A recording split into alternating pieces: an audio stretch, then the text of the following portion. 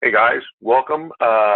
David Fay here from Fay Business Systems Group. Just wanted to do a quick demo of our cool new add-on for Sage 100, our Sage 100 Enhanced Customer Deposit Tracking. And this is a great tool and add-on for Sage 100 users. If you do a lot of work with customer deposits, if you receive a high volume of customer deposits against sales orders, this enhancement can help. As you may know, if you're a long time or even short time Sage 100 user, processing deposits has a couple steps. One is when you process the sales order, there's a field for deposit amount, and standard Sage 100, you would add the deposit amount on the total screen, and so that when the order is invoiced, it relieves the deposit. And then secondly, when you process the actual cash receipt, you enter it in again as either a prepaid invoice or a GL posting straight to the deposits account. And there's a little bit of double work, and it's really challenging to reconcile deposits. And it's hard to tell, especially if you have more than one deposit against a sales order, what's what and the details. And so what we've done is we've created an add-on for Sage 100 to address this. And the deposit tracking add-on helps streamline the whole process. You can apply cash receipts right directly to sales orders as you're entering in the cash receipt. So it takes two steps and makes it one step. If you have multiple deposits on a sales order, now you can look at the sales order and see the different deposits. You can get deposit reports by customer or by order. You can reconcile your deposits against the deposits account in the GL. And really, for a lot of us who keep our deposit schedules in Excel, because Sage 100 doesn't do a great job of that, this eliminates that. So with that, let's get straight to the demo. So we're at our Sage 100 screen. The first thing I'm going to do is I'm going to enter in a sales order. And we'll see how that goes. So we're going to go to the standard sales order entry screen.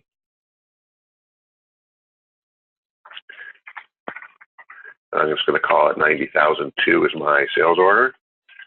And let's pick a customer. Let's pick Avnet. Okay, and I'm going to go to the lines.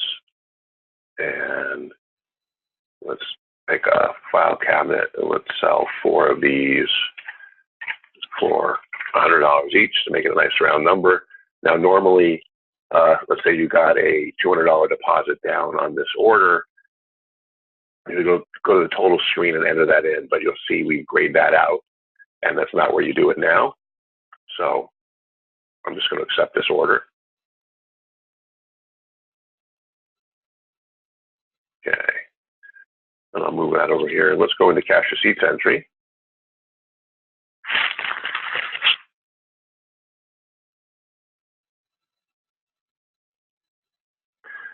And we're going to enter in a cash receipt. And we're going to enter in a cash receipt for $200 for half the order.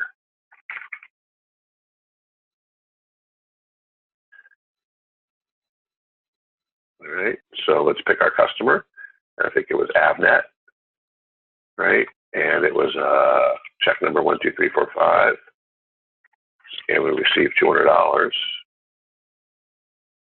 And so what I'm going to do is I'm going to apply this to the GL account. That's our deposits account. Oops. Customer deposits. And then you'll see now beneath that, there's a new field for sales order number. And if I click on the spyglass, I can see all the open sales orders for this particular customer. So here's our one we just entered. I'm going to pick that for Avnet. So $200 deposit. I've applied it to our customer deposits account in the GL, and I've applied it to the sales order we entered. I'm going to accept that, and now let's post the cash receipt. Here's $200.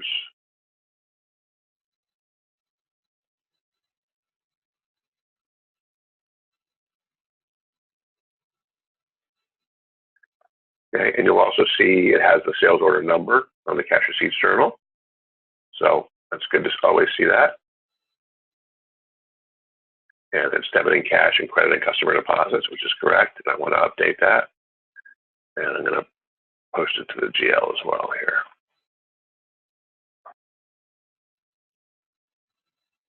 Okay, you'll also see in the GL entry description, it's going to have the sales order number as well. And this is just going to be a great tool now for reconciling the deposits account. So I'm going to update that. So now, if I went back into our sales order over here, I look at my total screen, you can see there's a deposit for $200 against this order.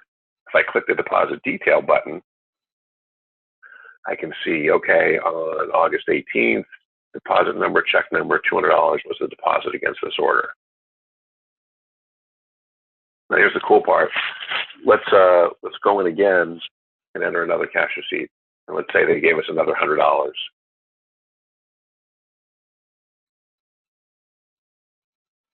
And let's say this was on August 20th, because that'll make this a little better to look at. And it's $100. And our customer was Avnet. Check number 56789, $100. Again, we're going to post to the GL account. And this was our deposits account. And again, we're going to find our sales order that we want to apply it to. And we're going to print our cash receipts journal and post it again, $100.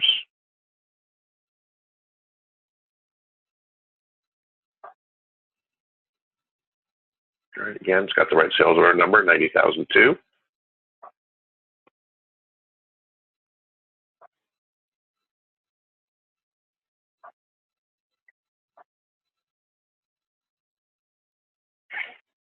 Posting it to the daily transaction register, to the general ledger. Again, it's got the account right there. And I'm going to update. So now if I go back and look at our sales order number, I check the totals tab, my deposit amount is now $300 against this order. And if I click deposit detail, it's showing me on August 18th, we received $200. On August 20th, we received $100. Kind of cool. Along with that, we created a handy-dandy deposits report. And you can run this report for any customer or any range of dates as well. If we ran it for all customers,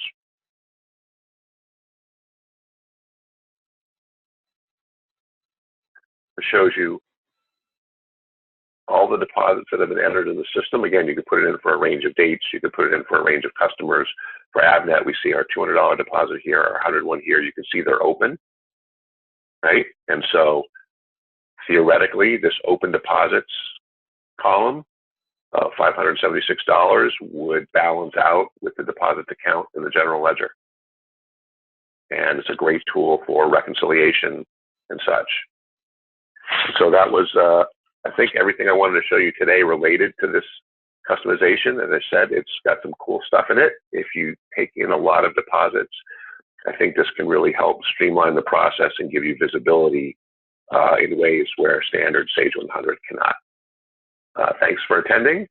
And here, let me put our contact info up on the screen if you want to get a hold of us. That's our phone number, that's my email address, our website, and so on. And if you have questions or would like a more personalized demo, reach out. We'd love to hear from you. Thanks.